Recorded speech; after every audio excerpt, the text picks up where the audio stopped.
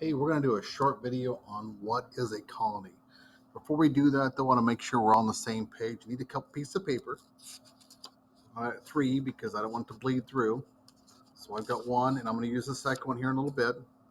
As always, I have my magic Sharpie. I got a green. I got a red. I threw in a brown. And I've got my trusty yellow. Somebody stole my colored pencil, so I'm using a marker. And if you want to have an assortment of other colors, you can. It doesn't matter. It's not going to hurt anything. Sometimes people love to have other colors they can pull out there and use. I'm going to just grab a random color out of my stack here, and I might even do another. I'll do pink. What the heck? We like to look pretty every once in a while. Okay, so here's what we're going to do. We're going to title our page. And the very first thing we're going to title is what is a colony. Now, I like to make this nice and clear and easy to read.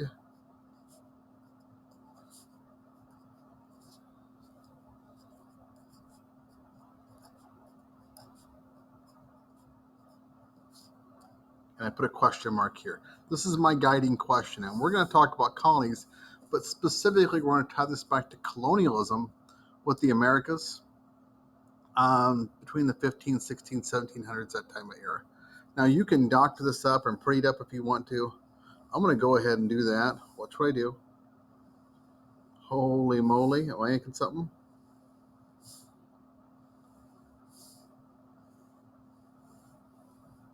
There's no educational benefit to doing this other than it looks pretty. What is a colony? So a lot of times also too, if you've got a specific unit you're working on, you might want to title Unit 3 or Unit 2 or Unit 5 here. Put your name here in case you lose these or you get out of contact with them, or if you want to organize your notes so you can pull out all your Unit 2, Unit 3 notes at the same time. Having them labeled is always a good thing, okay? And once again, you can add color to this later or don't even put the ribbon on it. I don't care. The bottom line is, do you know what a colony is? And that's what we're going to talk about today. Because I'm amazed as a teacher, the number of people who cannot tell me what a colony is. And as always, we're going to take the colony, it's a vocab word, and we're going to put that in our kapow box. We want it to stand and pop off the page. Because we're retraining our brains to recognize colors and identify those with important things. We know yellow means caution, slow down, take a look, pay attention to your surroundings. That's how we color our vocab words, with yellow. And a colony, in case you don't know, is a land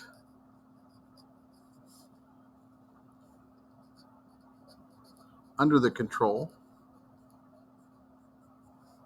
of another country.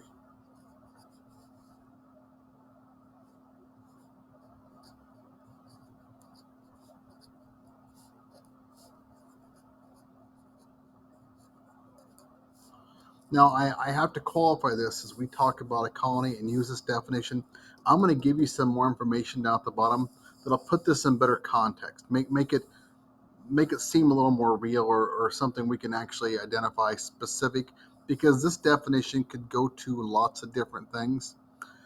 Specifically, though, when we talk about colonies, there's specific things colonies are used for.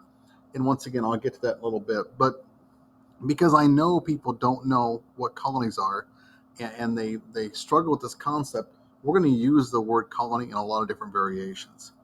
Because a colony can't be a colony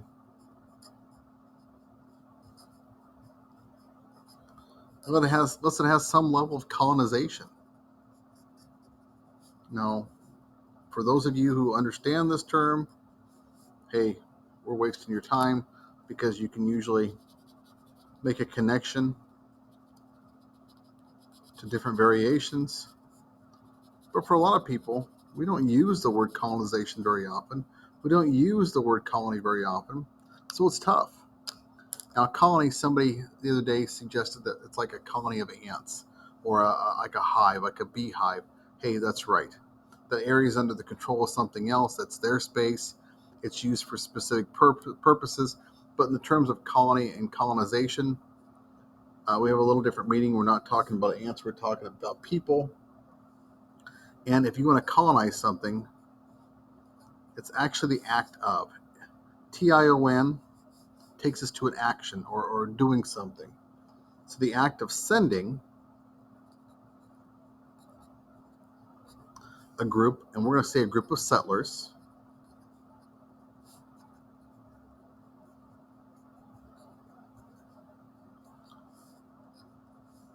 to a place to take control of it.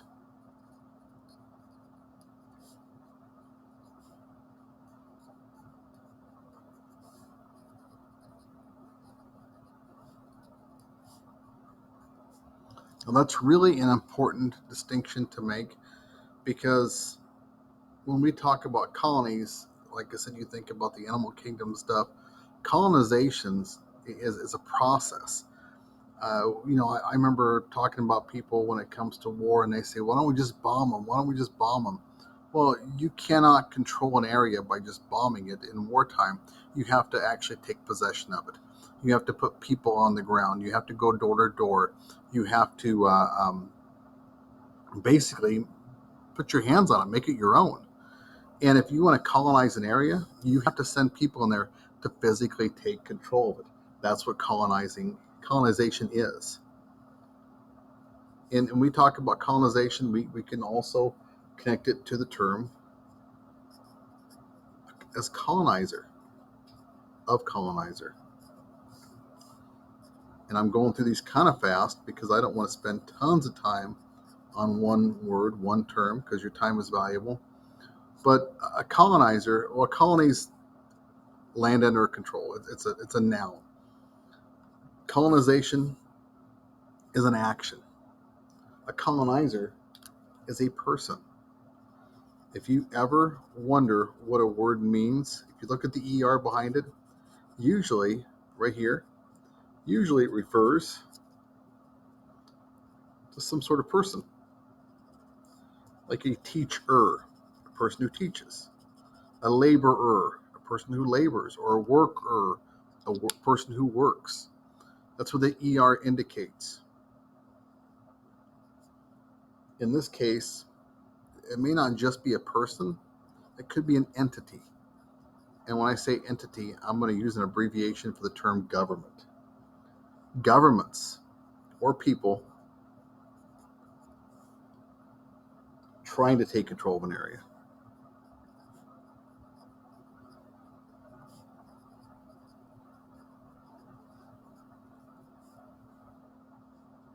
Keep in mind, a lot of times when we look at vocabulary, there are basic principles that are universal. There are certain prefixes and suffixes that will always tee us off to the meaning of a word. If we can know the root meaning or the original word, all the other variations will make better sense if we know those suffixes and prefixes. So that is something you can use with any topic. And we're going to use one more variation of the word colony. We're going to talk about a colonist.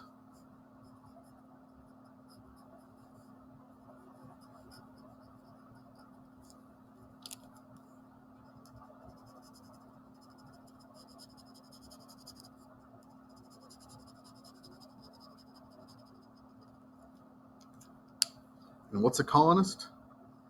Well, those are people who actually live in the colony.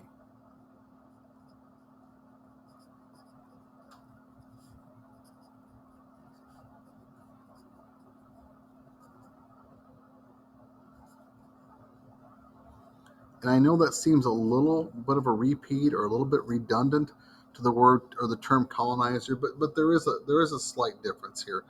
Um, George Washington was not a colonizer. He didn't leave his home ground and come to another place and set up shop. He didn't move from England to Virginia. George Washington was a colonist. Before he was our American president, before he's the president of the United States, the first president, before he fought in the War of Independence, he was a loyal subject of the King of England. And being such, he was a colonist. He lived in the colonies, and he was connected to England because England was the country that controlled where the future United States would be. So a colonizer is someone who goes out and colonizes, um, but a colonist is somebody who lives in that colony. That colony might be hundreds of years old. It might be well established. You don't really need somebody to be a colonizer because it's already been colonized. But the person who lives there for ongoing generations, they're the colonists. And they're the ones that keep the colony moving. So we're going to connect this in a way that maybe we need to, because like I said, this definition is a little generic. And I want to draw an arrow because I want to make this connection. It's really important. Because when we talk about colonies, we got to take a minute and process why countries actually wanted these colonies. And these arrows are taking me to my little bracket or my little sideways mustache. I call those green because I use green for transitions, for growth, to make connections with. Um, Specifically, I'm going to write down a statement here. A country uses the colony for, because I want to specifically answer this question for you.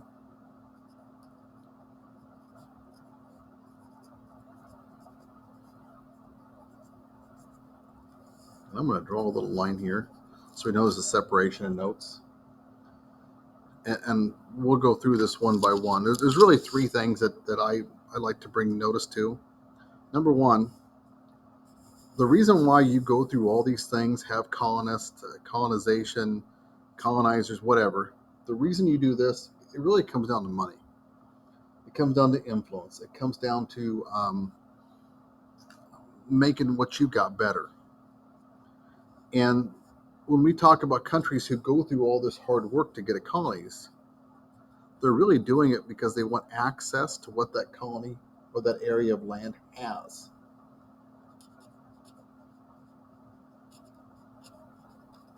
They want raw materials or natural resources.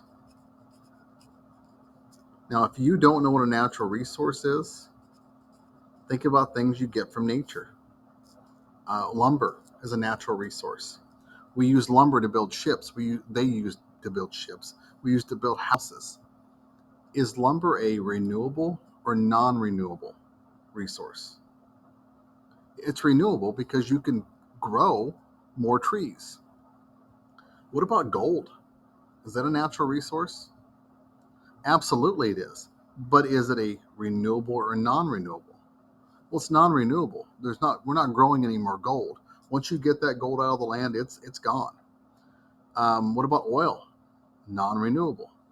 So we talk about natural resources, and you can think about wind and solar and stuff like that.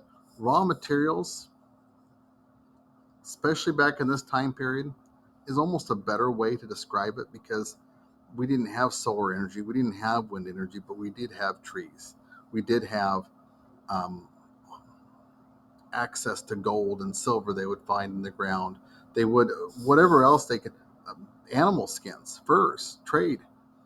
There's a big trade with furs and beaver pelts and things like that. Those are all raw materials. You know, another reason why a country would set up a colony is because they want a market to sell and trade with.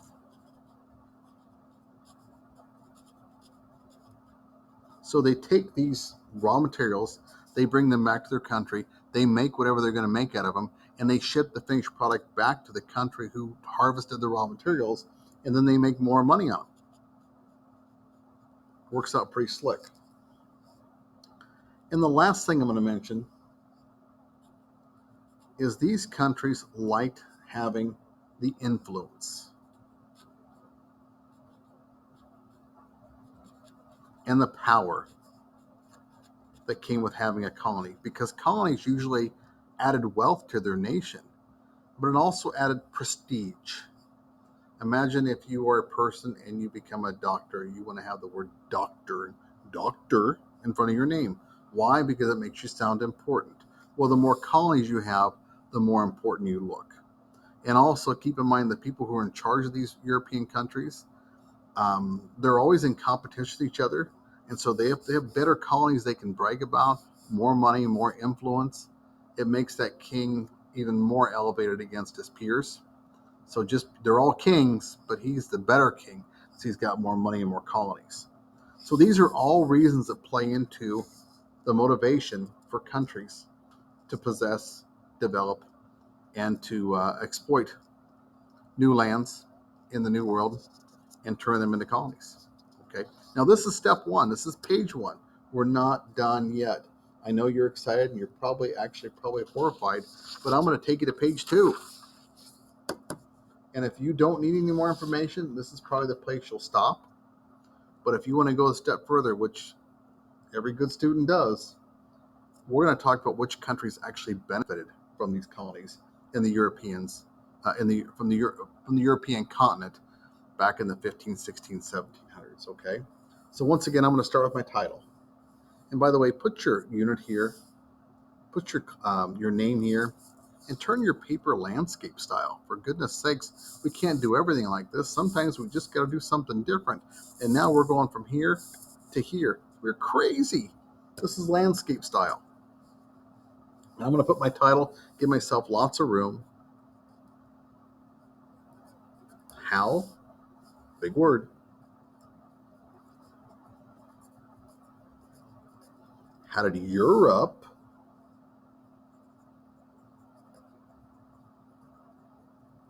benefit from colonies? Now, I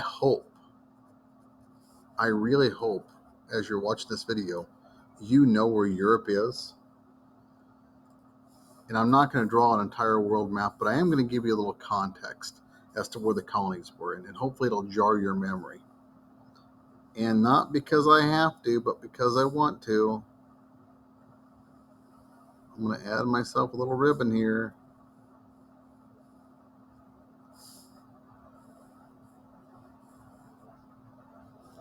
And this one I am going to color a little bit.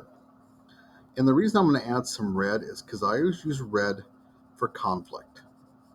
Because if you run a red light, what's going to happen? You're going to crash into another car. That's a conflict. Those are two forces hurling against each other at a high speed. Somebody's going to get hurt. Well, when we talk about these countries in Europe, they were in constant conflict because they were competing each other for influence and power. And this oftentimes spilt over into the world. There's lots of wars that happened in our side of the country or our side of the world, Western Hemisphere, because of the competition between these European countries. So let's talk about how this looks in context, okay? I'm going to draw something over here. Follow along with me.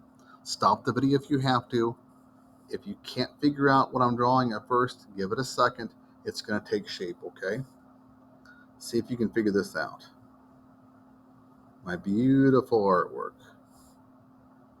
No, I'm not drawing my head. I'm not that lumpy of a head. Starting to look. It's not perfect. But boy,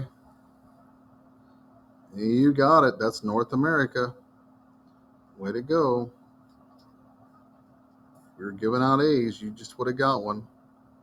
And this is not a chicken leg. This is my really, really rough looking South America. Not perfect, but because I know it's not perfect and I know that my artwork may not be exactly what a map looks like, just like yours isn't, I'm going to go ahead and I'm going to label this. And we talk about colonialism. I need you to get it out of your head that it just happened in any one spot. The entire span of North and South America were part of this process. And I'm going to go a step further. I'm going to add just a little bit of brown. And the reason is, if I'm not a great artist, I like to add brown because brown is the color of land on maps usually. So when I add a little brown, I'm adding context to it. So even if I can't even read my own writing or somebody else looks at it, they can say, oh, that's brown. Maybe it's land. Oh, wait a minute. I see it. That's not a chicken leg. That is a continent. So that's my context. I didn't even cover the whole thing. I just cover the edges. Really easy peasy. And I'm going to list my 5 different countries that I want to make reference to here, okay? We're going to start off with France. I'm going to mention the Netherlands. Whenever I think of the Netherlands, I think of a Dutch letter, or those funky wooden shoes that look like little L shoes that point up. I'm going to mention England, Spain. Don't forget the Spanish. They'll get very upset. And, oops, I'm misspelling that. Portugal. Okay, I apologize. That looks terrible, but hopefully you can read it. But I'm going to even complicate things a little bit here. You want to guess what I'm drawing now? See, I'm real big on symbolism. And when I think of a country, there's no better symbol to represent a country than a flag. So if I don't know what Spain is, and I hope you do, the fact that it's got its own little flag might help me trigger and say, oh, wait a second, duh, that's a country. Okay. Now, I'm not going to color those. If you want to get really crazy and look up the favorite colors of each country and you want to color those, go right ahead. If I had to color them right now, I'd color them pink because, well, pink is pretty. But I want to make a connection to each of these countries because these were the biggest competitors for influence in this part of the world. Remember the word influence? Influence. Okay. And so France became very involved in North America. And when I say North America, we look at Canada, you look at the central part of what is now United States. You know, I'm from Iowa, and Iowa was actually owned by the French. We were purchased in the Louisiana Purchase in 1803 from France. And the French became very, very invested in the fur trade. This is where they found a lot of their wealth. They would come over here and work with the Native Americans and trap beavers and other animals, and they would take the furs and skins and the hides and take them back to Europe, and they'd make hats and coats out of them and sell them, and they're extremely popular. The Netherlands, very similar. My heritage, my family, this is where we come from. We actually came over. My family can go all the way back to the 1640s, and they are also invested in the fur trade. Now, granted, there was other things too, but I'm talking about the big ones. And they settled in a place that a lot of people don't realize still exists. Their colony was a place called New Amsterdam. And a lot of you don't remember this, probably none of you remember. There used to be a guy on the radio. His name was Paul Harvey. I remember the story he told about the Dutch who were invested in this colony, New Amsterdam. And New Amsterdam had actually gone to war with England and lost the war with them. And when they lost it, they lost their colony, New Amsterdam. And the English changed it over and changed the name and everything. But the Dutch were still there. But the English would pick on them and bully them all the time.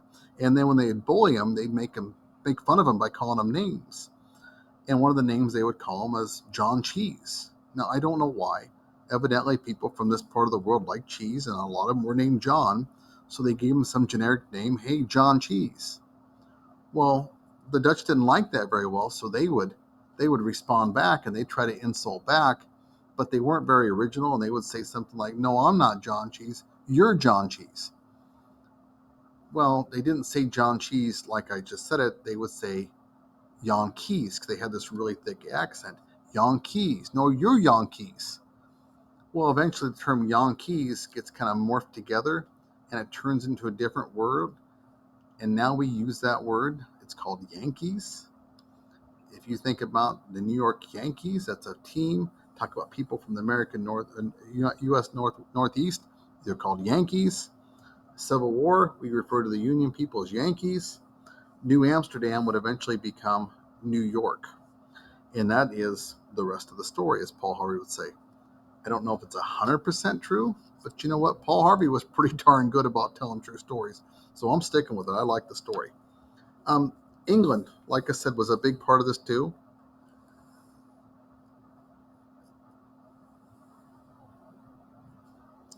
And we know England as one of our closest allies, the United States.